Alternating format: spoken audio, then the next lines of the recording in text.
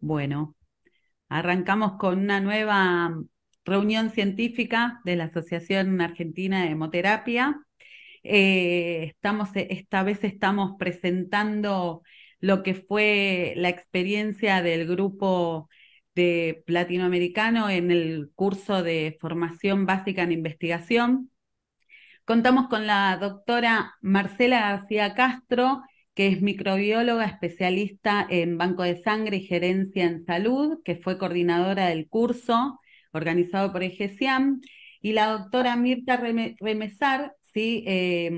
Que es doctora en ciencias biológicas de la Universidad de Buenos Aires, especialista en hemoterapia, y fue responsable del área de infección transmisibles por transfusión del Centro Regional del Hospital Garraham. Contamos con ellas y con todos los participantes, o la mayoría de los participantes del curso que se dictó durante la pandemia en el 2020-21, que bueno, que fuimos, ahora vamos a contar un poquito de cómo se fue desarrollando el curso y cómo fue la coordinación. Bueno, es importante decirles que la doctora Alna del Pozo no pudo estar presente, pero bueno, ella fue una gran motivadora y muy importante en la generación de este curso, ya que fue en su momento quien se contactó con la Universidad de San Francisco para realizar este curso y después fue pasándolo en diferentes generaciones y nos tocó a un grupo hace un par de años, gracias a Marcela, que se encargó de coordinar, a Mirta, que fue docente, Silvina Cooperman también estuvo en la organización, y muchos otros docentes, la verdad que de mucho prestigio y fueron muy motivadores y nos han enseñado mucho. Así que, sin más preámbulo, vamos a pasar a la presentación para poder escuchar a las disertantes. Voy a compartir pantalla. Avísame, Martín, si se ve. ¿Se ve bien? Perfecto. Sí. Ok. Voy a minimizar acá. Bueno, a ver si puedo pasarlo. Ahí estamos. Entonces, te doy paso, Marcela, para que más o menos nos cuentes. Bueno, muchísimas gracias. Es un verdadero placer estar con ustedes, ver viejos amigos y ver algunos nombres también conocidos. Para nosotros, la verdad, es un gusto estar y contar un poquito de la experiencia de esta capacitación que para el GESIAM creo fue un paso adelante en coordinar la capacitación que, como ustedes ya van a ver, involucró estudiantes de 12 países. Ya nos comentaba Nadia cómo surgió la idea, gracias a la iniciativa de la doctora Ana del Pozo y de la anterior gestión de GESIAM que habían comprado el texto. Teníamos, digamos, la disponibilidad. Bueno, los voy a remontar un poquito en el tiempo. Esto fue a inicios del 2020, o sea, todavía no sabíamos nada de pandemia, todo cómo nos iba a cambiar la vida. Para ese momento no lo teníamos previsto. Me pasa el anterior. Entonces, ¿qué teníamos? El conocimiento del curso, porque la doctora Ana del Pozo y creo la doctora Mirta y la doctora Cooperman también lo habían tomado. Teníamos el texto y más que el texto era la autorización para la adaptación del curso que era presencial y que tenía un componente teórico y un componente práctico. Nosotros desde el comienzo lo diseñamos de manera virtual y teníamos también en ese momento el entusiasmo y el compromiso de de un grupo administrativo, de las directivas del grupo GESIAM que habían tomado el liderazgo en el 2019. Así que, ¿qué era lo que nosotros buscamos con este curso? Sin lugar a duda, formar la gente que tenemos en servicio o contribuir a la formación, a la transferencia de conocimiento Pero más allá de eso, nosotros también queríamos generar alguna conectividad entre colegas. Creo que Oscar, Mirta y yo tenemos el privilegio de formar parte de esta generación que nos conocemos de hace algún tiempo y que nos conectamos y hemos venido trabajando y apoyándonos a través de los años. Y creíamos que ese también era un compromiso que nosotros queríamos gestar o transmitir a las generaciones que vienen atrás. Y en ese mismo sentido, buscar líderes que ayuden en este cambio generacional, porque aunque tenemos mucha energía, los años van pasando y es importante mantener todos los logros que a través del GESIAM, la comunicación, los congresos, el intercambio que se ha generado gracias a los pioneros, entre ellas la doctora Ana del Pozo, el doctor Jesús Linares, bueno, algunos que ya no están con nosotros. Y ese fue, digamos, la motivación que sentimos cuando empezó todo este curso. Siguiente, Nay. ¿Cómo seleccionamos los candidatos? Eh, Como yo les comentaba, este era nuestra el primer curso, o sea, el curso lleva muchos años y tal vez la doctora Mirta nos podrá contar más porque es una iniciativa de varios años. Entre quienes han formado parte de esto está el doctor Bush y otras personas muy conocidas en el ámbito de la investigación, pero para nosotros era una adaptación, y éramos conscientes de eso. Entonces era como un piloto sobre un texto y algo muy conocido. Sentimos también o éramos conscientes que no íbamos a dar créditos educativos porque no teníamos la capacidad y por ser esto el primer curso, muy necesariamente se iban a requerir ajustes. En ese mismo sentido, no queríamos un curso masivo porque para dar un acercamiento más personalizado, conectar con el grupo, eh, no iba a ser una cosa muy amplia como los webinares que ahora estamos acostumbrados a ver. Y algo que también nosotros manteníamos en mente era que queríamos un grupo heterogéneo, queríamos profesionales de la medicina, queríamos profesionales del laboratorio, que estuvieran tanto en bancos de sangre regionales o hemocentros, pero también en hospitales, pero también queríamos colegas que estuvieran en servicios de transfusión. Es decir, queríamos que el sistema de sangre de alguna manera estuviera allí representado. Entonces, en realidad era un reto grande porque no teníamos muchos cupos y esa heterogeneidad, ¿cómo lo íbamos a lograr? Entonces, con la doctora Cooperman acordamos que a través de los diferentes miembros del consejo directivo, ellos nos buscaran un candidato con el perfil que habíamos definido para el taller. Y ya a continuación les comparto ese perfil. Siguiente. Bueno, el perfil que era que fueran miembros del GESIAM, pero fíjense que no fue esto, digamos, porque tal vez te voy a tomar a ti, Nadia, de ejemplo, en ese momento no eras integrante del GESIAM, pero la vinculamos, pero sí queríamos marcar diferencias y dar valores agregados a los miembros del GESIAM. De alguna manera también queríamos privilegiar a personas que llevaran más tiempo en la asociación y que no habían tenido la oportunidad en el momento que se dio de tomar ese curso. Estas personas también queríamos que documentaran de alguna manera capacitación formal o participación en un proceso de investigación en el último año. Importante también que leyeran inglés, porque mucha de la biografía pues venía en inglés. Y que nos pasaran un pequeño resumen de 250 palabras donde nos explicaran por qué querían tomar el curso y qué pensaban hacer posterior a tomar el curso. Esto eran los requisitos, pero también desde el comienzo les advertíamos a los candidatos que esperábamos de ellos. En primer lugar, la asistencia a la clase era importante, debían asistir al 95% de las clases. Les comentábamos también la disponibilidad que les iba a exigir el formar parte de este proyecto.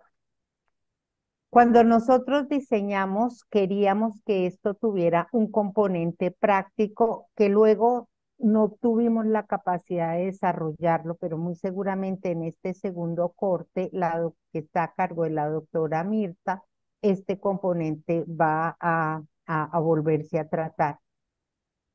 También les pedíamos que debían estudiar el capítulo que se iba a presentar en esa clase, si había un estudio, y alguna forma que diseñamos con la doctora del Pozo era que las personas debían tener una pregunta de alguna inquietud o algún comentario sobre lo leído que les había llamado la atención, participar lógicamente de las evaluaciones y les pedimos no compartir el documento porque, bueno, el documento se hizo específicamente para este taller y no para masificarlo. Siguiente, por favor.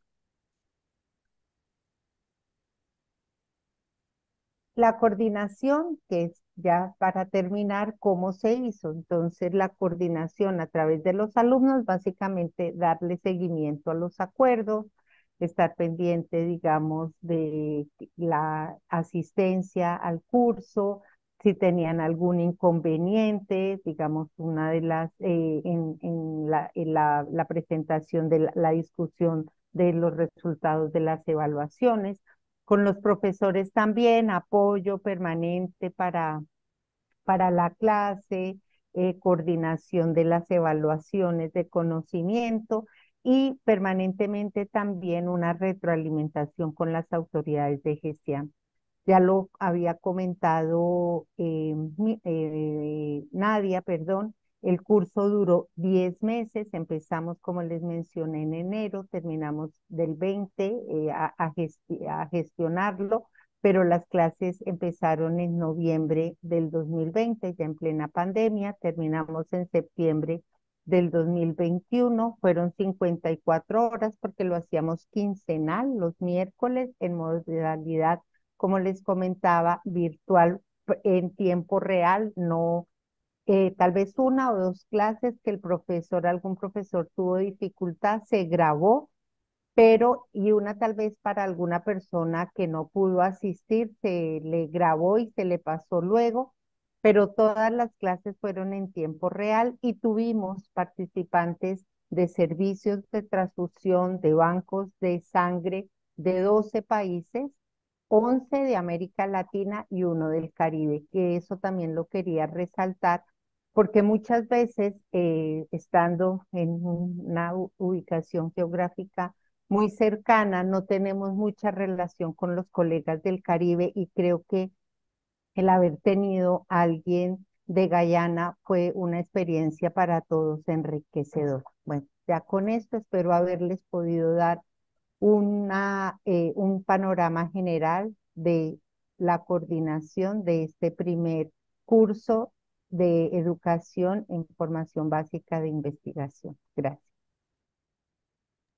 Gracias, Marcela. Muchas gracias. Continúa Mirta, que nos va a comentar más o menos lo que fue el objetivo del curso, lo que se dictó y lo que fuimos aprendiendo en toda la cursada. Bueno, antes de comenzar con esto, ya que Marcela me dio un poco el pie, les quería contar algo más de cómo fue este curso inicialmente, la conexión que tuvo la doctora Ana del Pozo con el grupo de San Francisco, como bien dijo Marcela, el doctor Bush, y también era el doctor Edward Murphy y William McFarland. Ellos dos, tanto Murphy como McFarland, tenían organizado este curso, tenían una propuesta para hacerlo en varios países de Latinoamérica.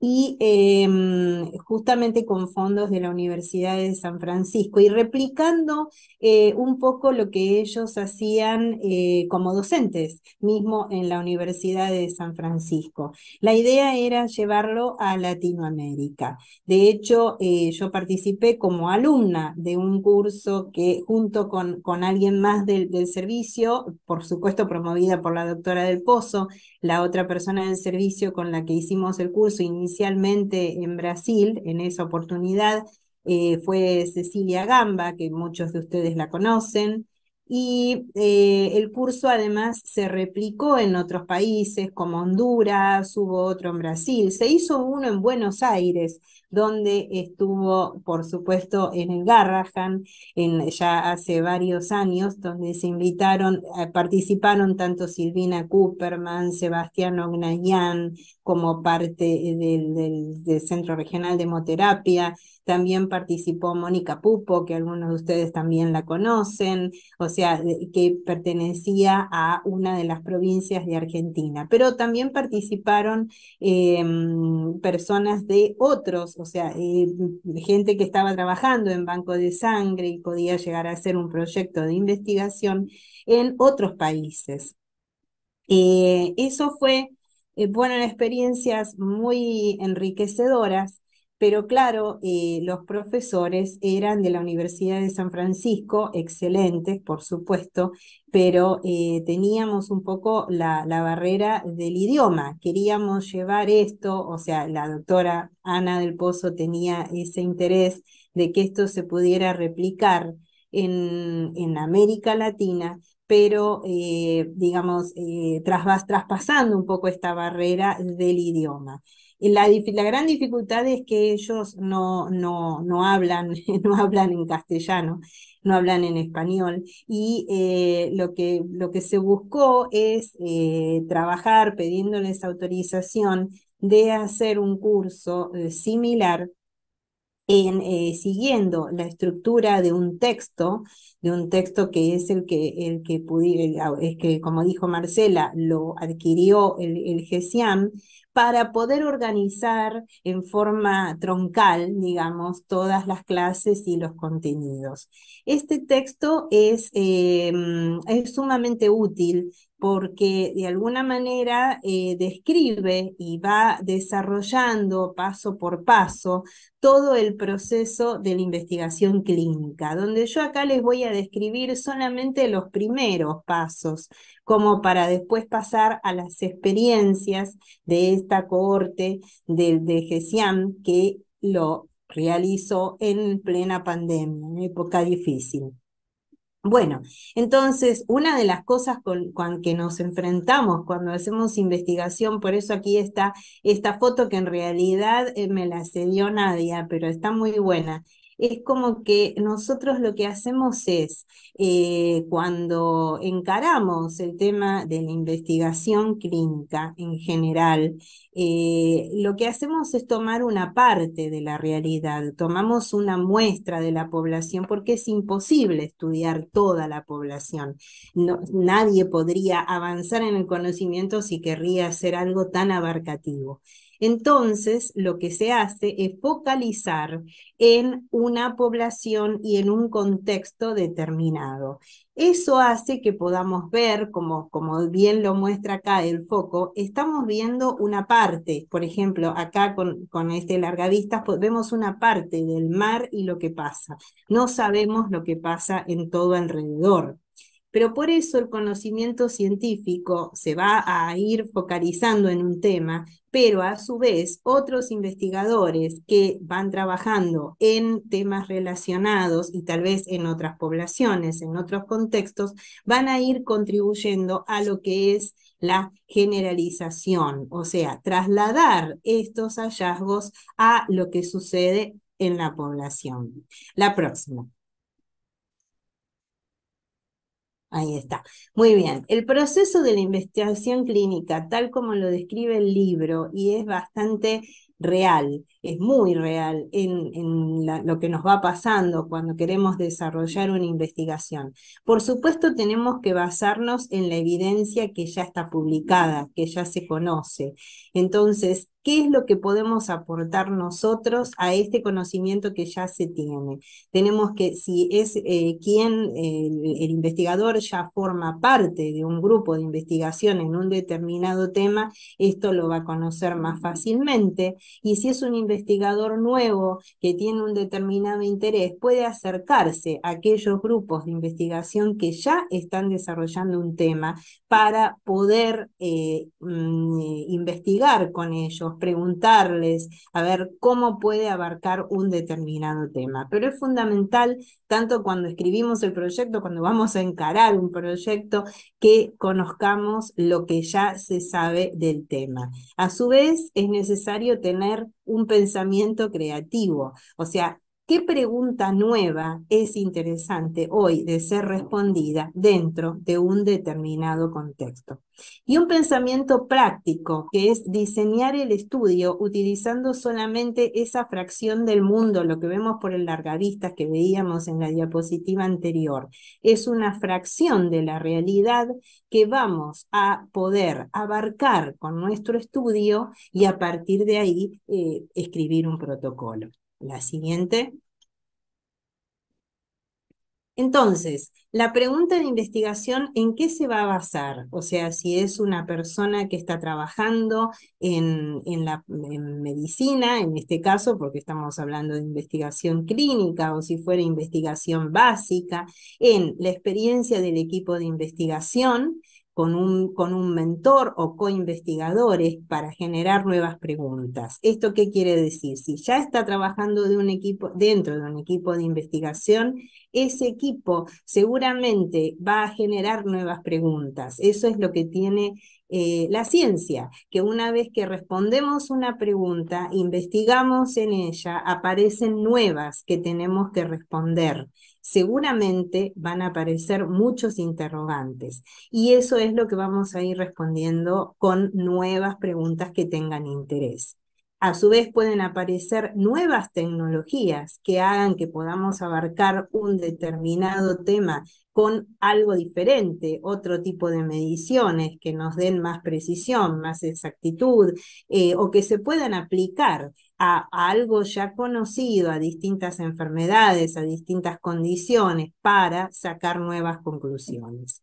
Detección de casos inusuales, excepciones, cuando aparece algo diferente, algo nuevo que no sabemos, no lo conocemos, dónde lo tenemos cómo lo tenemos que clasificar, qué nuevos desafíos nos representan para la medicina.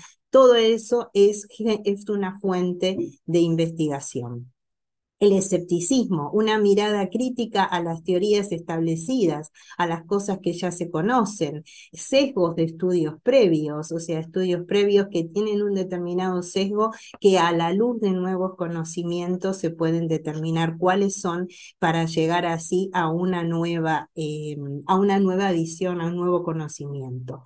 Y otro puede ser las crisis, las emergencias. Por supuesto, tenemos un ejemplo muy cercano que fue la pandemia, que hizo que se generara muchísimas nuevas preguntas y, bueno, fuentes de investigación con justamente un bagaje de conocimiento que ya se conocía, que hizo posible, por ejemplo, que en poco tiempo se desarrollaran varias vacunas. O sea que todo lo ya conocido en coronavirus, en este caso, hizo que rápidamente, o en vacunas de otros virus, hizo que rápidamente se pudiera desarrollar una solución.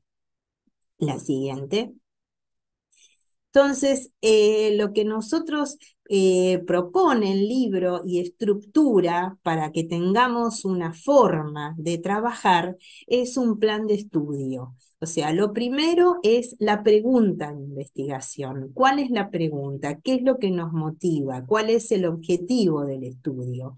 Eso va acompañado de todo un bagaje previo de conocimiento, el background, en inglés se le dice mucho, se lo llama el rational, o sea, la razón de ser de todo de esto que me lleva a esta pregunta, la base, o sea, la introducción, la importancia, todos los aportes ya conocidos y los aportes novedosos que ofrece el investigador o que piensa el investigador desarrollar. Eso lo va a hacer con un determinado diseño, que va a ser un diseño epidemiológico, de pronto puede ser un estudio transversal de casos y controles, una cohorte. Entonces, son distintos diseños que se van a aplicar mejor o peor a la pregunta que vamos a estudiar. Eso, ¿cómo lo podemos determinar si somos un investigador nuevo? Bueno, trabajando con otros investigadores, hablando con otras personas que están en el tema. O sea, este es un proceso iterativo, no hay una sola forma de resolver un determinado estudio de investigación. Puede haber varias formas, pero hay que ver cuál es la mejor. Hacerlo dentro de un marco temporal, por supuesto, establecer un marco temporal y tenemos que definir cuáles van a ser los participantes del estudio, los criterios de inclusión, los criterios de exclusión y el diseño de muestreo. Eso es muy importante que lo vayamos madurando y pensando cuando diseñamos el plan de estudio. La siguiente. Lo que tenemos que definir, por supuesto, es las variables. ¿Qué son las variables? Su nombre lo dice, porque justamente son las mediciones que tenemos que tomar en los participantes que varían. Pero vamos a tener varias variables que medir en cada uno de los estudios que abarquemos. Por supuesto, hay una variable de respuesta, pero también tenemos variables predictivas. O sea, ¿qué conduce a una determinada enfermedad, a una determinada condición? Bueno, la respuesta es la enfermedad, esa condición, pero ¿qué pensamos que lo provocan o intervienen?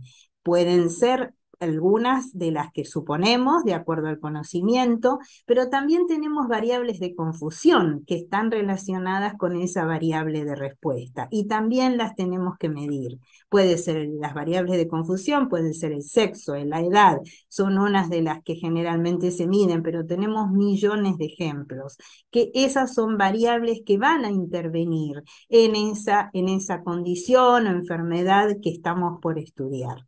Todo ello tenemos que medirlas, tenemos que medir todas las variables para poder hacer luego y en un buen diseño para después llegar a un buen análisis. En cuanto a esa pregunta original de estudio, esa pregunta de investigación que habíamos planteado, esa pregunta de investigación se tiene que traducir en una hipótesis estadística, o sea, que va a tener un método estadístico. O sea, existen diferencias entre esto y aquello. La posible causa de esa condición es, no sé, el consumo de determinado alimento. Bueno, entonces, ¿hay asociación entre este consumo y esta enfermedad? Esa sería la hipótesis. Existe, por ejemplo, asociación entre fumar y cáncer de pulmón. Por ejemplo, estoy diciendo un ejemplo muy burdo, pero y tal vez ya conocido, pero bueno, sabemos que no solamente esa condición es la que lo causa, pero esa es la hipótesis, vincular esto con esto. Si mi variable de respuesta es una variable categórica, usaré un método estadístico. Si la variable de respuesta es numérica, usaré otro método estadístico.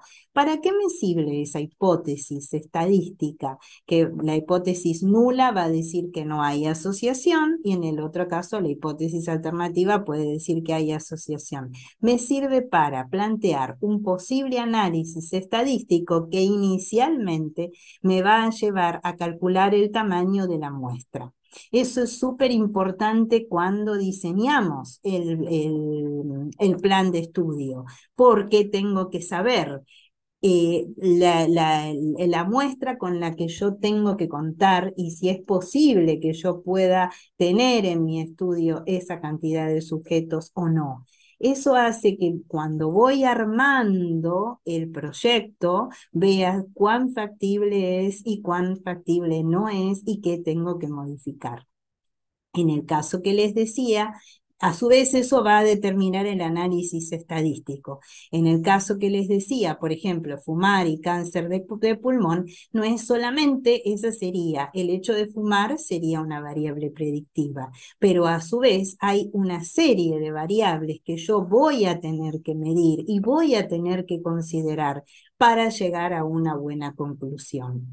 Hay una cosa que ya voy a dejar lugar a las experiencias, pero hay una cosa que me dijeron mis profesores de estadística, ¿no es cierto? Que muchos de los estudios que se presentan o que se van desarrollando, a veces tienen falencias, pero que no va a resolver la estadística. O sea, la estadística va a ser la herramienta que después me diga si hay evidencia científica o no. Pero el problema, el mayor problema, muchas veces se encuentra en el diseño, porque no se han considerado, por ejemplo, todas las variables que estaban relacionadas con ese hecho. Entonces, lo importante es poder madurar correctamente cuál es el diseño de la investigación, medir todas las variables que necesito. Una vez que las tengo medidas y correctamente medidas o de la mejor forma medidas, voy a poder llegar luego en el análisis a una buena conclusión. Puedo tener el mejor método estadístico, el mejor estadístico en el estudio de investigación, pero si yo tengo una falla en el diseño, no lo va a poder resolver la estadística. Sí, la estadística puede ayudarnos en el análisis cuando el diseño fue correctamente planteado. Ahí puedo separar distintas poblaciones, estratificar por distintas variables y demás. Entonces, la próxima... Entonces, bueno, esto es ya cuando tengo un protocolo escrito y lo quiero presentar. En primer lugar, tienen que tener la aprobación de mentores y pares. O sea, el proceso de elaboración es aquel en el que me ayudaron los colegas, las personas que saben más, que tienen experiencia. Entonces, allí tengo un proyecto, por ejemplo, que ya fue aprobado por ellos. Luego tiene que pasar a la aprobación del comité de investigación y el comité de ética institucionales, eso varía según las distintas instituciones, países y demás. Y a su vez, bueno, justamente va a llevar, en el caso de que requiera un financiamiento, que es en la mayoría de los casos, en algunos casos puede ser menos, depende qué es lo que se esté planteando, y en otros casos puede ser muy alto. Hay organizaciones que van a financiar esos proyectos, pero por supuesto tienen que requerir de esa aprobación. Así que, bueno, un buen protocolo tiene la posibilidad entonces de ser aceptado para que pueda llegar a desarrollarse en la investigación. Bueno, eso es el libro, lo que nos da es un desarrollo de todos estos procesos, nos indica cómo desarrollar todos estos procesos y nos da una visión general de cómo llegar a desarrollar un protocolo de investigación. Bueno, dicho esto, ahora quiero que ustedes puedan, esta primera cohorte del curso de GESIAM, que puedan contarnos sus experiencias y, bueno, si les sirvió, si no les sirvió y qué pudieron hacer con el curso y con los elementos que han podido desarrollarlo a lo largo del tiempo. Gracias, Mirta, muchas gracias. Bueno, todo lo que comentaste, que la verdad es que si bien teníamos diferentes conocimientos en investigación, ¿sí? Todo el grupo, algunos sabíamos más, otros menos, y fuimos como nivelándonos y nos servía mucho la participación de todos porque nos íbamos nutriendo del conocimiento y de las dudas, ¿sí?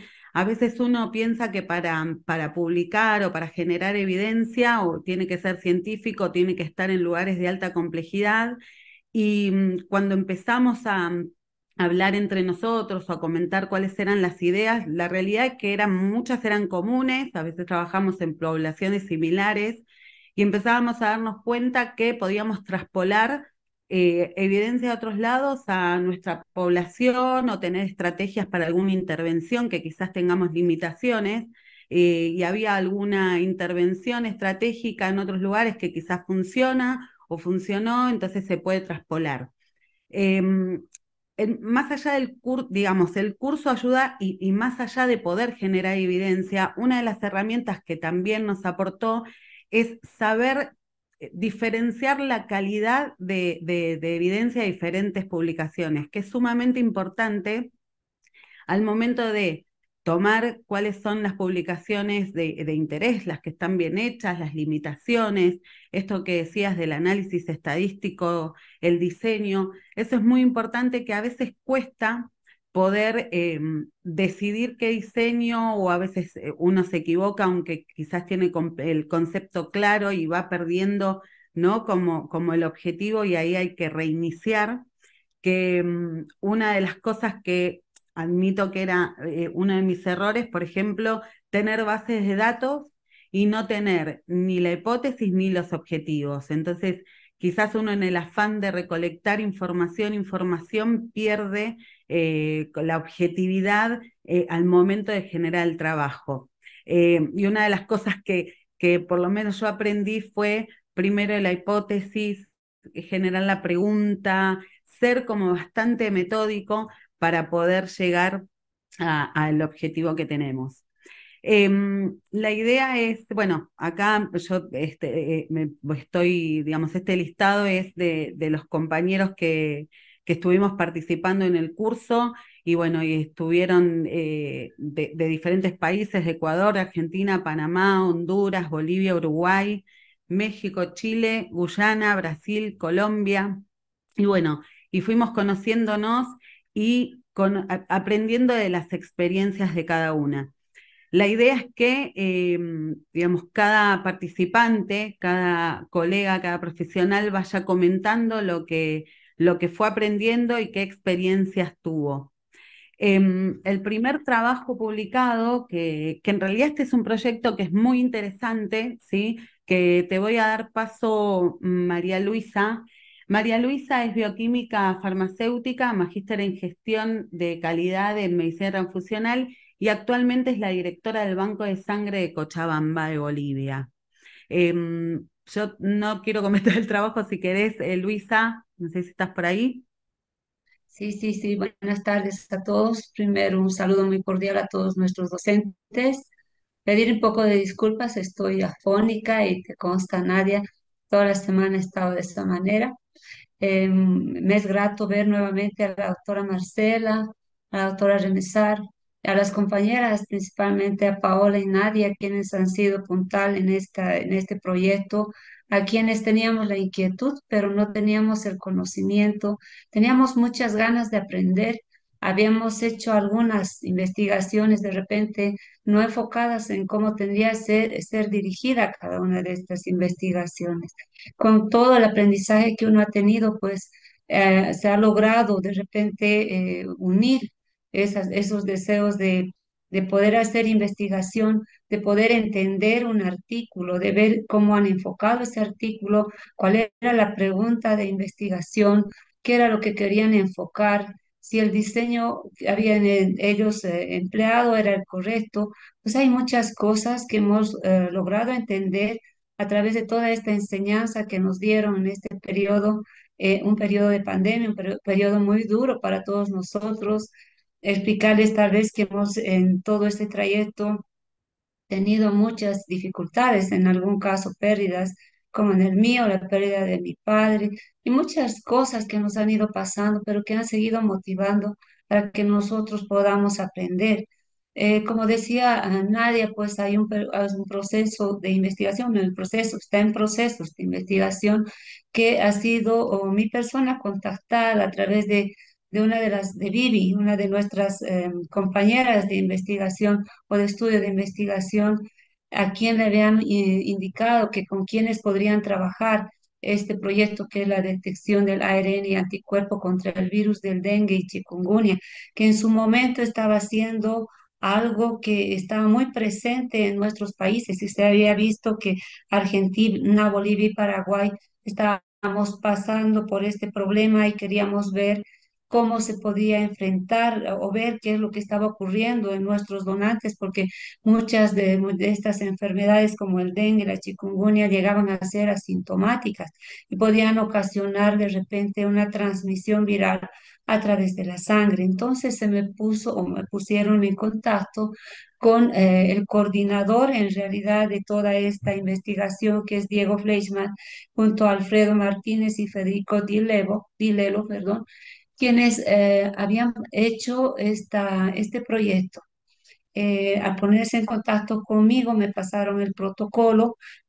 Prácticamente estamos haciendo de colaboradores nosotros, porque quienes lo hicieron el protocolo y con quienes trabajaron fueron con nosotros, ¿no? Con los que estábamos participando como bancos de sangre.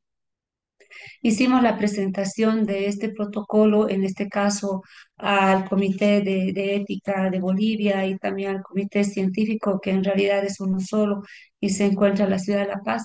Pues hicimos todas las averiguaciones y fue aceptado el estudio. Entonces entró la inquietud de poder hacer toda esta investigación multicéntrica, donde estábamos haciendo la colecta a partir de octubre del año pasado hasta abril de este año de las muestras para que éstas sean procesadas posteriormente en la Argentina, que es el lugar donde se está haciendo el estudio justamente del ARN, de la presencia y los anticuerpos que podrían estar en el suero de nuestros donadores. Entonces, ha sido o está siendo un estudio que todavía no se ha presentado, pero que a mí me ha motivado a llevarlo adelante porque ya había entrado en ciertos conocimientos que logré por la GESIAM, quien nos había dado toda esta batería de cosas que nosotros hemos aprendido para poder de repente ser buenos colaboradores. En este caso me toca a mí ser un buen colaborador para conservación de la muestra,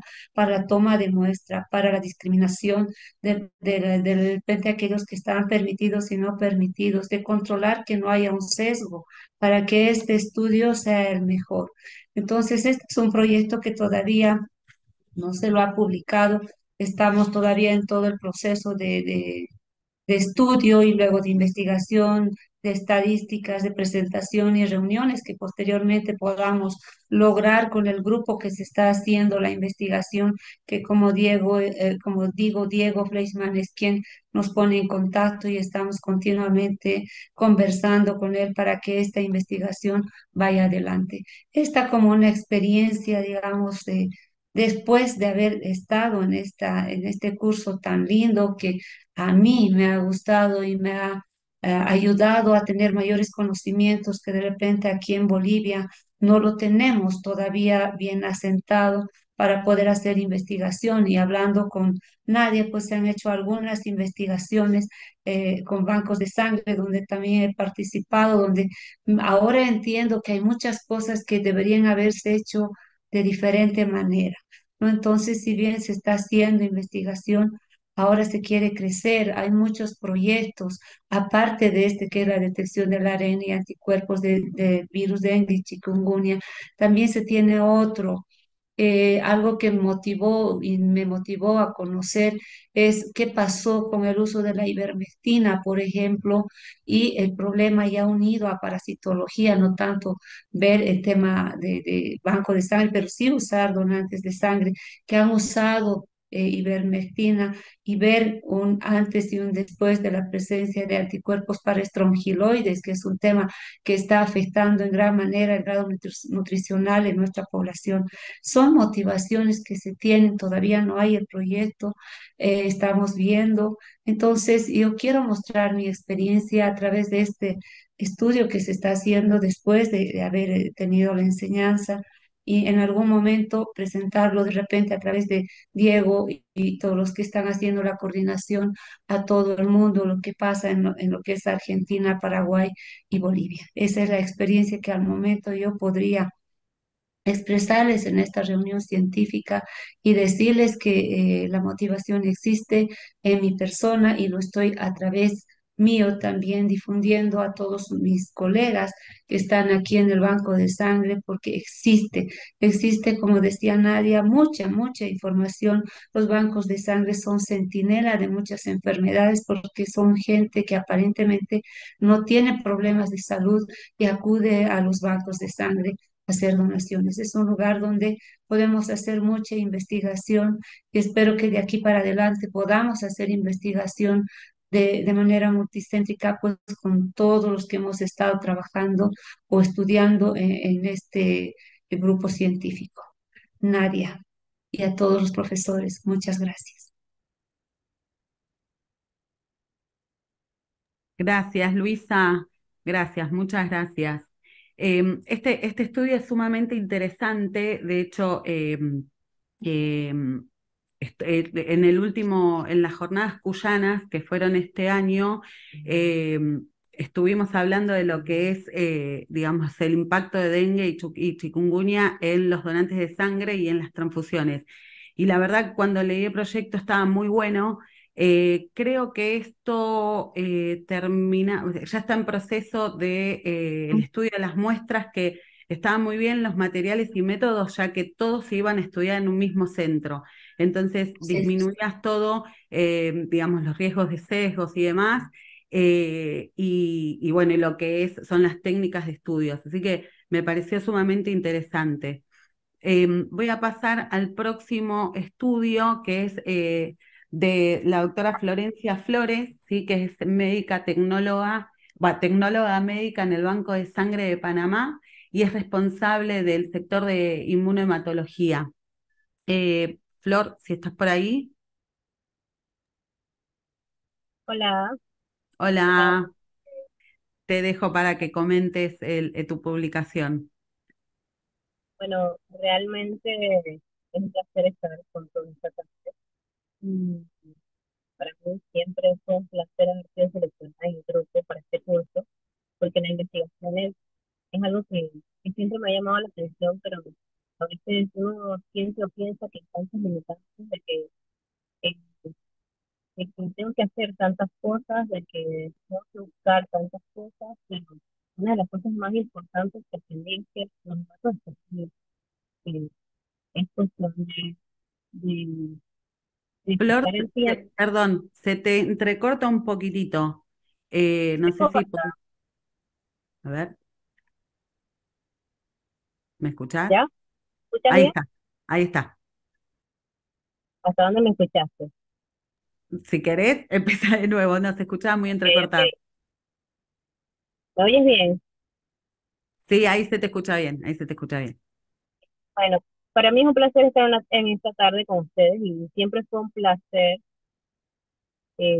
haber sido seleccionada en este grupo, en este curso, porque la investigación es algo que siempre me llamó la atención, pero a veces uno piensa de que hay tantas limitantes o de que tengo que hacer tantas cosas.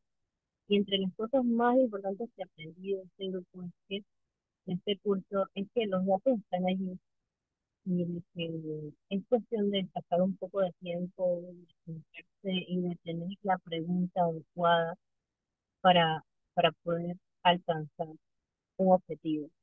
Entonces, realmente aprendí muchas cosas en este curso importantes que, como decía María Luisa, también intento de ponerlos a la disposición de mis compañeros.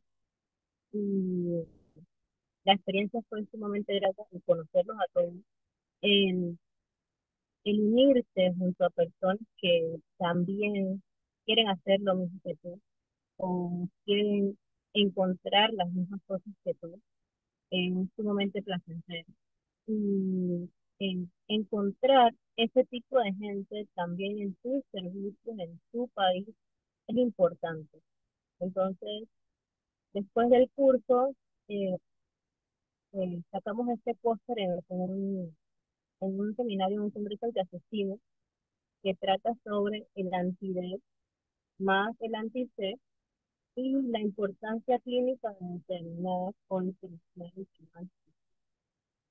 sin un anti-G en las instantes, porque nosotros, eh, yo trabajo en un hospital que atiende a embarazadas, a los bebés sí los pasamos a un hospital del niño, pero hacemos el coaching directo de las embarazadas y una de las preguntas, este tema lo escuché en una clase y me interesó muchísimo y una de las preguntas que me surgió al escucharlo fue ¿cuántos anti-D más anti-C habremos reportado y que realmente no eran un anti-D con un anti-C? Y la importancia de esto radica en la inmunización anti-D porque una vez que la mujer está sensibilizada ya no es apta. Entonces es muy importante hacer esa diferenciación. Y una de las cosas que he intentado con esta presentación de casos es sensibilizar a mis compañeros, a mis colegas en Panamá de la importancia de hacer esto. Y es sumamente gracioso que ahora me dicen, no, es que cuando escuchamos el anti-G nos acordamos de ti. Entonces te das cuenta de que parece algo pequeño, pero los datos están allí y podemos nosotros lograr cosas en nuestras instituciones y en nuestros países si disponemos un poco de Perdón, nosotros. Flor, ¿podés acercarte un poquito más al micrófono que se escucha bajito? Justo abajo. Sí, Ahora, es- ahí está, a ver,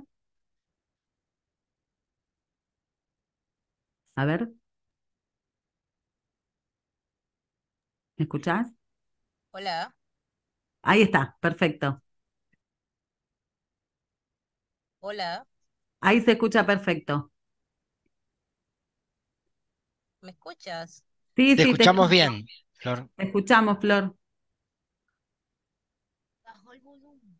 Hola, Hola, hola, ¿nos escuchás? Hola, ¿me escuchás? Ahí estás muteada. A ver, yo porque no veo, no puedo ver si hola. estamos. Ahí está, ahí te escuchamos.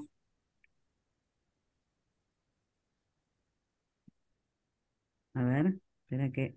Sí, adelante, Flor, que ahí te escuchamos y ahí te ahora sí me escuchamos escuchas. mejor.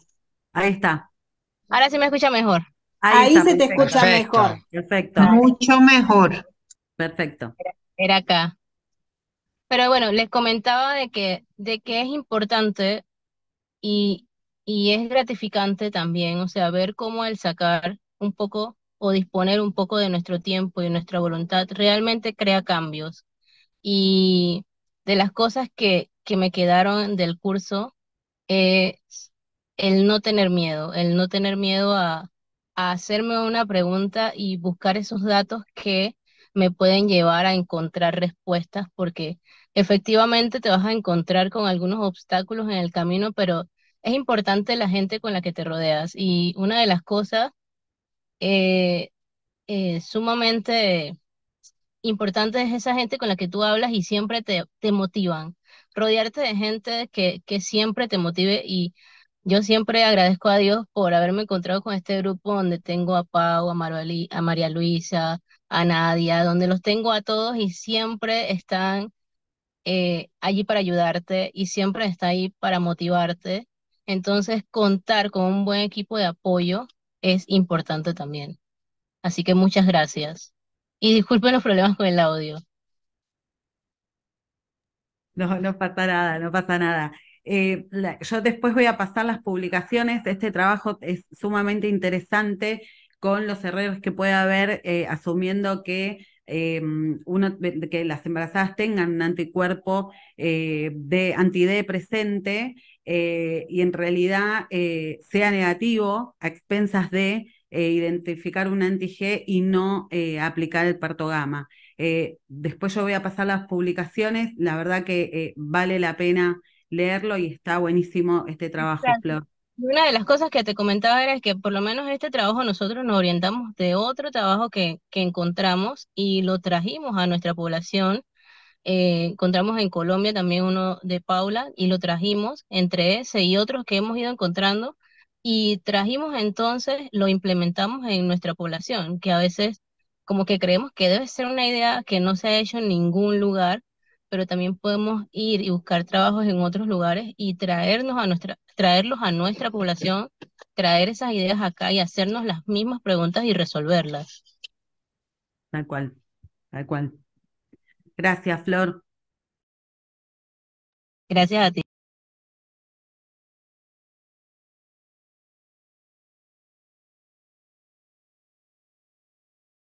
Perdón, estaba hablando y estaba muteada. Yo no sé si Marta pudo conectarse, pues estaba con problemas de conexión.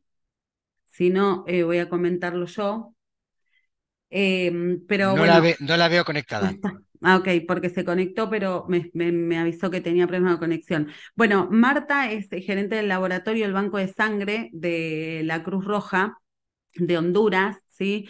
Y ellos lo que plantearon fue un trabajo de identificación de anticuerpos irregulares en donantes que asistieron al programa de Nacional de Sangre durante el 2018 y 2019.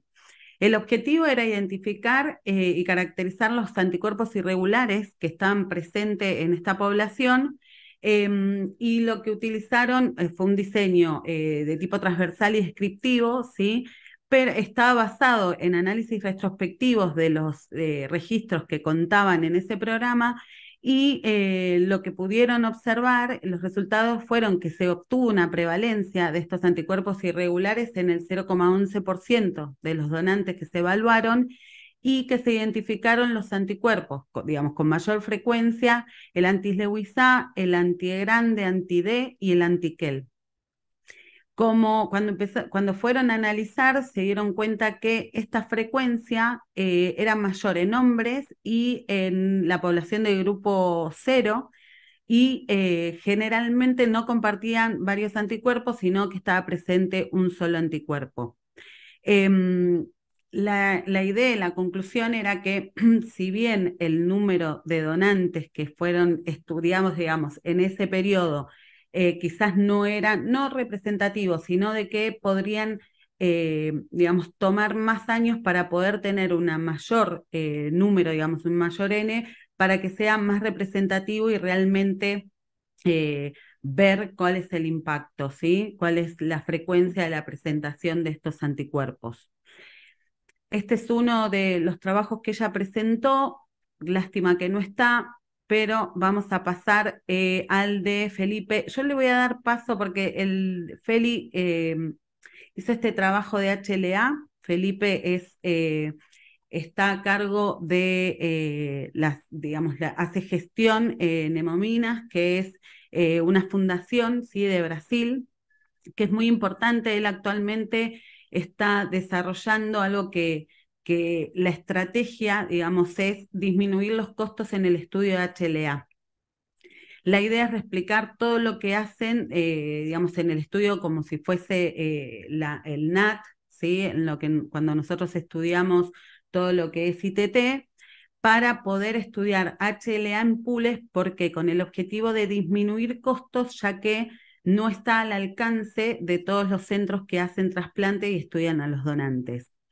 Ese es el proyecto que tiene ahora, que nos pareció sumamente interesante, que en realidad lo están desarrollando, pero previamente publicaron este trabajo, que es la distribución, ¿sí?, de los HLA según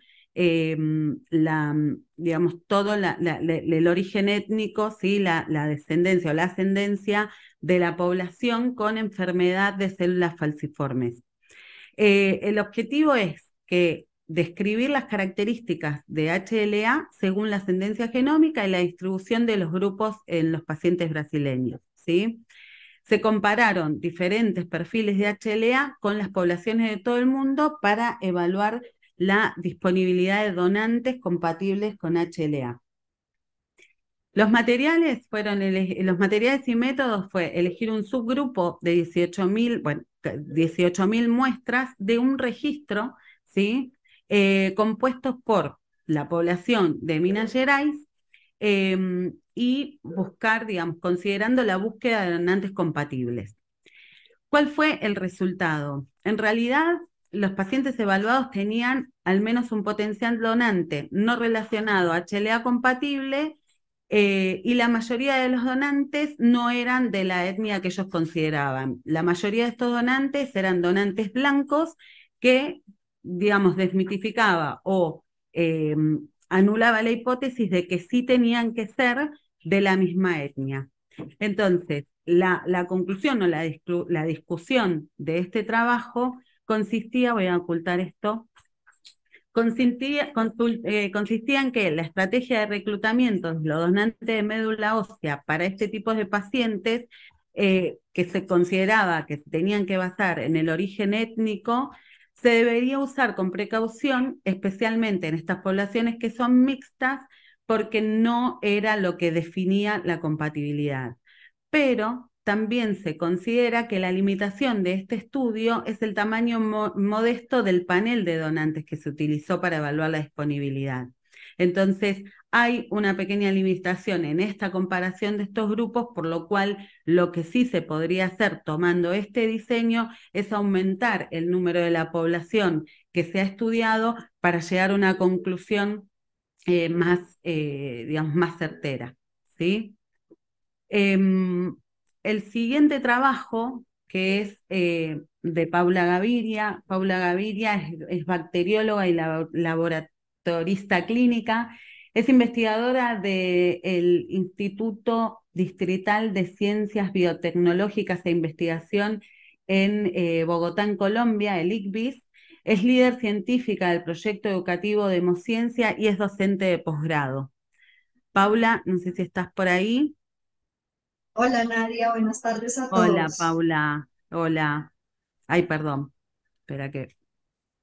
Ahí estoy. Bueno, muchísimas gracias por la invitación a este espacio. Este trabajo que trae Nadia es un trabajo tipo póster que presentamos en el Congreso Gesiana Covasmed el año pasado en Medellín y representa un avance en algunas estrategias que estamos llevando a cabo en la región para la consolidación del programa de donantes con fenotipos poco comunes del GESIAM. Entonces, esta estrategia, este trabajo lo que pretendía era que esos donantes que hemos identificado en el ICBIS a través del programa de donantes únicos, que es el programa de donantes con fenotipos poco comunes de mi institución, y que han sido catalogados como DAFI null por técnica serológica, vayan a una técnica de confirmación molecular que permita diferenciar a aquellos individuos que son realmente fenotipos DAFI null de aquellos que tienen expresiones débiles. Esto con el fin de lograr que todos los donantes que pertenezcan al registro del ICBIS y que potencialmente sean vinculados al registro del GESIAM sean donantes confirmados con fenotipos DAFI null. Estos polimorfismos que aparecen acá en el póster permiten determinar cuáles fenotipos son realmente fenotipos DAFI A y DAFI B negativo de aquellos que tienen polimorfismos asociados a la expresión débil de DAFI B. Esto, en este contexto, nos permite decir que, perdón un momento, nos permite ayudar a garantizar que no hayan reacciones hemolíticas transfusionales asociadas a la transfusión de fenotipos DAFI con expresión débil que son identificados por serología y que no pueden ser tamizados de manera inequívoca si no utilizamos pruebas moleculares. La implementación de estas pruebas han permitido pues confirmar los donantes que tenemos en el ICBIS, pero además nos ha permitido generar una red de apoyo dentro del GESIAM para que colegas de otras regiones, como es el caso de colegas de Panamá y de otras regiones de Latinoamérica, remitan las muestras al ICBIS para que aquellos centros que no cuentan con biología molecular puedan remitir las muestras y realizar la confirmación de sus genotipos en el ICBIS. Entonces, esto también nos habla de un punto que fue bien interesante y que ya también lo mencionaba María Luisa, y es cómo a partir de un grupo o la formación de investigación básica también se crean redes de cooperación de conocimiento, redes de apoyo, y también se pueden crear esos programas de mentorías internas que permiten que a través de los colegas que tienen tal vez más experticia en algunas áreas, podamos igual ayudar y aprender entre todos para crear, digamos que el intercambio de conocimiento, la creación de o el intercambio o la realización de estudios colaborativos, y también, ¿por qué no?, lo que estamos haciendo en el GESIAM de identificar todos esos actores de la región que a veces no conocemos, que estamos haciendo de pronto un trabajo muy anónimo desde nuestras instituciones, poder hacerlos visibles y poder hacer que esos pequeños esfuerzos que se están sumando en cada país pues se conviertan o se materialicen en estrategias o en proyectos importantes para toda la región.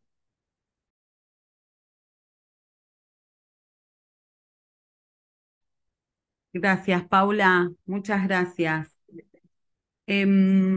Bueno, y este trabajo que creo que es el último, este es un trabajo que hicimos, que lo hicimos entre el Hospital Italiano, el Gutiérrez, el Sanatorio Güemes, Garrahan, fue el Fundación Hemocentro Buenos Aires. Fue un trabajo que hicimos en conjunto, que en realidad era una revisión con respecto a las técnicas de aféresis para en pacientes menores a 10 kilos. El objetivo era considerar los aspectos técnicos para manejo de pacientes con un peso inferior a 10 kilos al momento de hacer aféresis, ¿sí? Lo que nos encontramos fue cuando hicimos la revisión bibliográfica, en realidad mostramos nuestra experiencia y tratamos de basarnos en lo que había de publicaciones, perdón que voy a minimizar esto, y nuestra sorpresa fue que en realidad no hay mucha publicación acerca de este tipo de pacientes. Entonces se limitaba en muchas ocasiones a tener un procedimiento que es de primera línea, un procedimiento seguro, por lo menos estandarizado. Lo que hicimos fue ir viendo todas las situaciones que, digamos, hacen a las apariciones adversas, ya sean a las infecciones asociadas a catéteres, al uso de anticoagulantes y reacciones adversas, a las hipocalcemias, bueno, que están relacionadas a la CD, a el manejo del volumen extracorpóreo en los procesadores, ¿sí? Digamos, a las estrategias para disminuir todo lo que son las reacciones cuando hay que movilizar grandes volemias. Y lo que nos pasó es poder publicar toda nuestra experiencia entre todos estos centros y proponer una estandarización en todo lo que son los aspectos técnicos para poder tener un lineamiento, ¿sí? Este es un trabajo que, bueno, desde el Comité de Aféresis, en un momento yo he propuesto juntar datos para poder analizarlos y poder tener algunas consideraciones y algunos lineamientos, no sistemáticas, para poder brindar seguridad al paciente y poder aplicar este procedimiento, que a veces las aféresis es una terapéutica de primera línea. Para cerrar, y me gustaría que mis compañeros también participen de esta conclusión, la verdad que como aprendizaje del curso, un poco yo lo comenté al inicio, pero claramente creo que muchos de ustedes estarán de acuerdo que tenemos una necesidad de poder generar y acceder a evidencia científica. Con respecto a lo que, bueno, con lo que habló Mirta y con lo que ya también lo he comentado, no solamente es generar la evidencia, sino saber qué fuentes vamos a confiar para definir nuestras intervenciones, ¿sí? Nuestras decisiones. Eso es muy importante. Nos pasó mucho en la pandemia de que había muchas publicaciones que no tenían una buena calidad, ¿sí? En la publicación, y la verdad que en el momento de desesperación, si bien nadie se esperaba una pandemia y fue bastante estresante y desesperante, la verdad que creo que en todos los centros nos pasó de que todos querían aplicar plasma de convalecientes o en una dosis o 3 dosis o a este paciente y no sabíamos bien qué hacer. Y se fue haciendo. Y tampoco sé si se ha medido el riesgo-beneficio. Digamos, tuvimos el estudio del italiano, el ensayo clínico nacional, pero me parece que se nos escaparon muchas cosas en el momento de la pandemia y sobre todo toda la parte ética de lo que hace a la investigación. Otra de las cosas importantes que por lo menos yo me llevo es mostrar la experiencia de cada centro. La experiencia digamos, una sola experiencia no es evidencia, y en esto de poder hablar y poder ser metódico al publicar o al tener la idea y empezar a hablar con colegas, mi idea puede ser la idea de otro, compartir y tener experiencia en casos que quizás no son comunes o no son frecuentes, pero sí son comunes en otras poblaciones o en otro país. Entonces, está buenísimo de que podamos compartir e interactuar con colegas de otros países u otras regiones. La capacitación continua, que sabemos que es importante, y también todos los que son las oportunidades de mejoras. La realidad es que cuando nosotros en hemoterapia, en medicina transfusional, tenemos muchos registros. Y esos registros no solo sirven para cumplir con la parte legal, sino también tienen mucho que ver de hacerse, digamos, el hábito de analizarlos, ¿sí? De poder identificar algunas cosas que son oportunidades de mejora. Eso me parece que suma en muchos aspectos, ¿sí? Y es algo que me parece que ahora que hay mucha formación en gestión, mucho en lo que es calidad, no olvidarse y ponerlo como prioridad. Por otro lado, y un poco repetitivo, pero importante, es esta generación de vínculos para descubrir estrategias, limitaciones, aportes de ideas, ampliar el conocimiento. Es muy importante poder abrir la comunicación, poder ser receptivo, poder brindar el conocimiento, ¿sí? Esto de compartir me parece que es sumamente importante porque no sentirnos solos, no sentirnos que todo este proceso es complejo. Siempre hay alguien para que nos ayude, siempre hay alguien con más experiencia, y la verdad que quien hace investigación, y a mí me ha pasado de llamar a algún colega que tiene experiencia en investigación, y cuando detectan que hay alguien que quiere aprender en esa parte, es imposible que te digan que no. Es imposible que te digan que no. Yo no sé si mis compañeros quieren aportar algo más, pero esto también es algo extra que nosotros adquirimos, que fue la suerte de poder encontrarnos en el último congreso en Colombia, en donde nos pudimos ver cara a cara, en donde pudimos conocer, hablar, compartir un café y un montón de otras cosas con los docentes, con los compañeros, no sentir esa barrera de la pantalla, y fue encontrarnos y abrazarnos y llorar y emocionarnos porque era también un tiempo bastante sensible para todos. Así que acá están muchos de mis compañeros. Me faltó nombrar a Viviana Flores de Perú. Ella también formó parte del grupo y bueno, con esto yo abro la palabra para quien quiera aportar, pero me pareció una experiencia sumamente enriquecedora. Me aportó muchísimas cosas, cambia la cabeza, uno empieza a tener el objetivo, sabe para qué trabaja, por qué lo hace, y creo que todos nosotros, y sobre todo en esta especialidad en hemoterapia, en donde tenemos que estar luchando continuamente para que esté presente y para que tome prioridad en muchos procesos que se hacen en salud en general, me parece que es sumamente importante poder tener conocimiento al momento de discutir algunas decisiones con colegas de otras especialidades. Nadie ahí. Paula, levanta la mano. Puede abrir el micrófono. Yo creo que esto fue pues como una experiencia bien interesante, y también poder sentar las bases para muchas cosas que se pueden hacer en la región, ¿sí? Identificar qué colegas están trabajando en algo parecido, ser flexibles también con nuestra experticia, porque por ejemplo, pues yo soy experta en inmunemato, pero en otras áreas no, pero es también esa posibilidad de aprender de lo que hace el otro y tal vez en mi institución identificar oportunidades para aprovechar esos datos que tal vez están y aunque no sea mi área del conocimiento, pues con la rigurosidad que hemos aprendido en el curso poder explotarlos de la manera en la que se debería.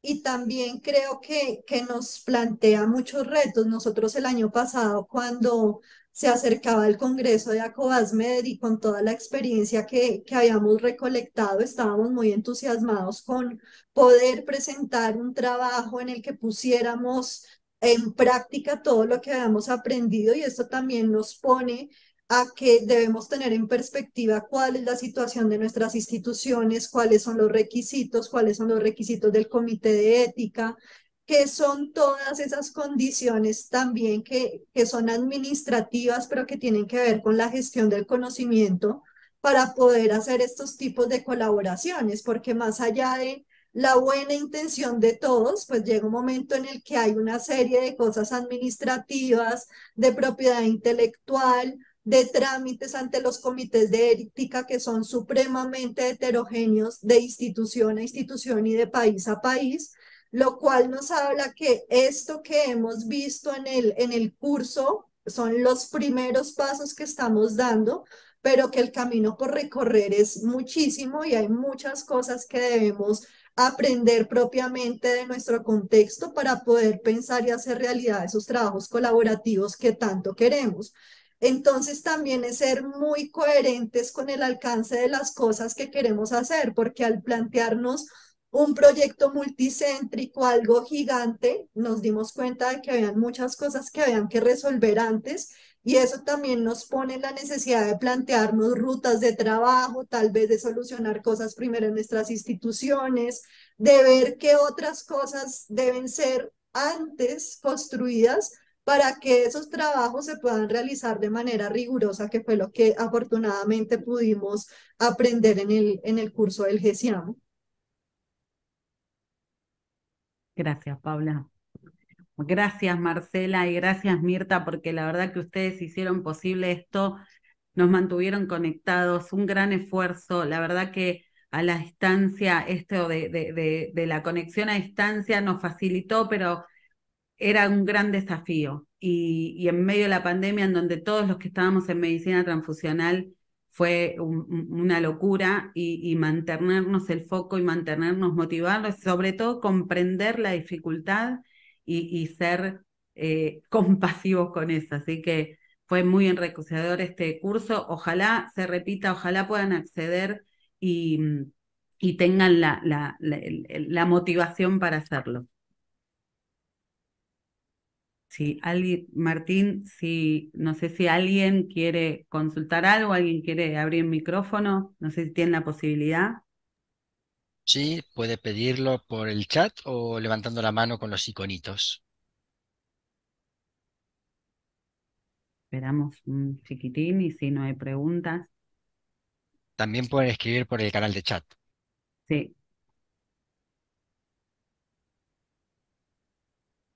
Yo me voy a corregir porque dije Florencia, le dije a Florencia de Panamá y es Flor, no es Florencia.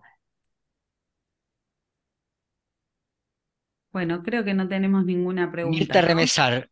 Mirta, podés abrir el micrófono. Estaba, ahí está. No, quería decir algo, bueno, no sé quién va a cerrar la charla, pero simplemente es algo que es desde lo personal que me ha pasado y quiero comunicarles a todos que cuando uno proyecta un trabajo, una de las cosas que los primeros trabajos, si lo querés hacer bien, lo primero que te pasa es que te frustras. O sea que no hay ningún problema con eso. Es un aprendizaje, eso es lo que quería transmitir. Eso es lo positivo. Siempre cuando se proyecta un trabajo de investigación, muchas veces sucede, incluso lo dice el libro, por eso el libro realmente recoge un poco también esa experiencia. Muchas veces sucede que cuando se desarrolla el protocolo uno ve problemas y que esto no lo puedo hacer y que lo otro no lo puedo hacer. Pero yo veo, por lo que ustedes hoy han manifestado, que hay cosas que sí podemos hacer, ¿no es cierto? Y eso es lo positivo. Siempre leer mucho todas las publicaciones científicas en el tema, las mejores publicaciones que ahora tenemos a través del curso. Veo que muchos de ustedes adquirieron algunas herramientas para poder entender mejor un trabajo científico, que es lo que a mí también me pasó cuando estudié la parte epidemiológica, que había cosas que yo leía en un paper que no entendía. Luego, después de haber estudiado, eso lo pude entender un poco mejor. Entonces, reconocer el trabajo, reunir la experiencia, reunirse con la gente que está en el tema, ¿no es cierto? Con los investigadores que están en el tema, que son los reconocidos, acercarse. Muy bien lo que dijiste, Nadia, que cuando de pronto uno le manda una pregunta, en general no hay problemas, te lo responden, y cuando uno va con una inquietud que es válida, eso va a ser respondido. Y creo que con eso nos enriquecemos siempre. Así que creo que ese es el camino realmente. Bueno, lo demás, bueno, sí, sabemos que en nuestros países siempre fue difícil desarrollar un trabajo de investigación, pero bueno, justamente estos son los caminos que se abren para poder ir revirtiendo este camino. Bueno, esa es mi opinión. Les doy gracias a todos y bueno, no sé quién más quiere hablar. Paula y Marcela. Bueno, también, a pesar de que fue un curso de investigación, para contarles también que fue la posibilidad de conocer muchos colegas, ¿no? O sea, no fue solamente la parte académica, ustedes no se imaginan los lazos que hemos generado, cómo hablamos, cómo nos reunimos, cómo en una época como tan compleja de la pandemia, que todos estábamos, los servicios de sangre estaban trastocados por la cantidad de trabajo, por la investigación de plasma, por garantizar la suficiencia. Y siempre estuvimos ahí y fue un espacio diferente para poder pensar en cosas diferentes al trabajo, ¿sí? O sea, a pesar de esto que estábamos hablando de investigación y de cosas relacionadas, era salirnos de ese espacio que era la pandemia y poder reunirnos con personas que se volvieron cercanos, que se volvieron amigos, que se volvieron una red de apoyo. Y creo que ese lado humano también es bien importante resaltarlo. Y detrás de todo eso, pues estuvo como el carisma que siempre ha tenido la doctora Marcela para mantenernos unidos, para mantenernos motivados, para que a pesar de que es algo académico, hay otras cosas que también son relevantes y que se sostengan en el tiempo, resultan siendo también tan significativas como que podamos hacer trabajo de investigación, a que podamos crear estos lazos como de amistad y de unidad en la región. Creo que eso también es, a veces no lo valoramos o no se ve como de manera tan tácita, pero es algo que dejó el curso y pues yo creo que Nadia, Flor, María Luisa y Aleja pueden dar testimonio de eso.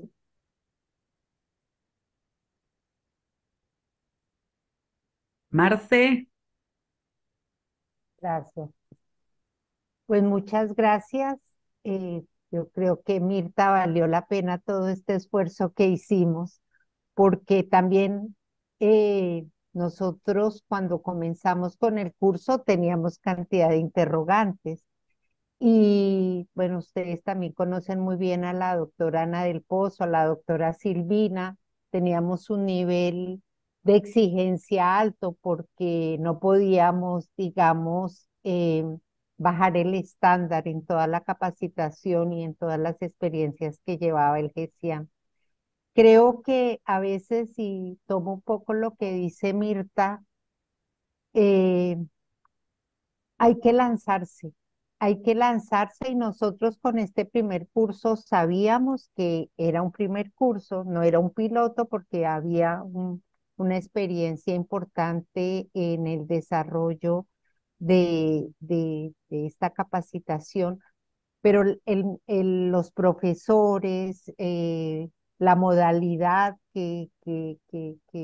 como lo adaptamos, pero lo hicimos y creo que esto también es una invitación a la investigación que hay, porque nosotros vemos países que nos llevan más ventaja en procesos y en publicaciones, pero uno realmente hace camino al andar, o sea, y, y ustedes también lo han dicho, esto tal vez suena un poco repetitivo, los bancos de sangre son ricos en información.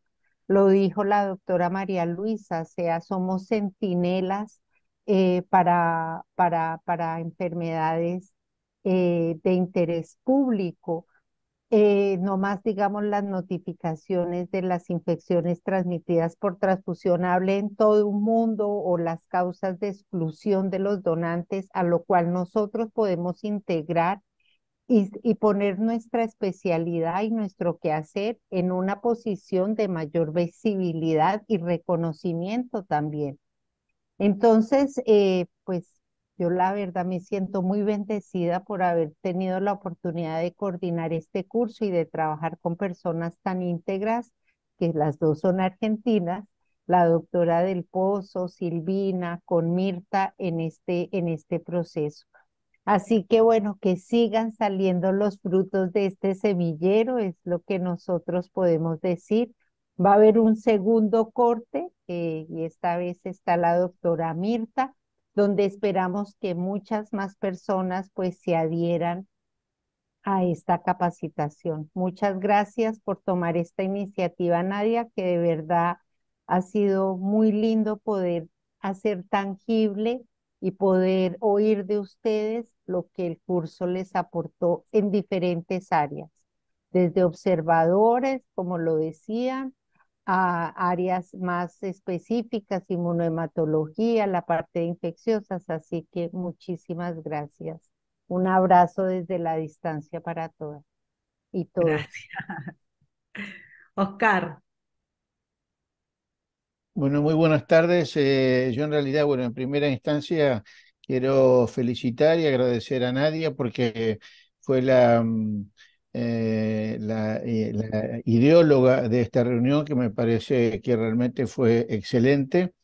Encontrarnos con nuestros hermanos de Latinoamérica siempre es un placer y voy a coincidir en todas y en cada una de las apreciaciones que hicieron los oradores, a quienes por supuesto agradezco la participación junto con quienes estuvieron, como siempre yo digo, en el más allá, eh, este, disfrutando de estas presentaciones.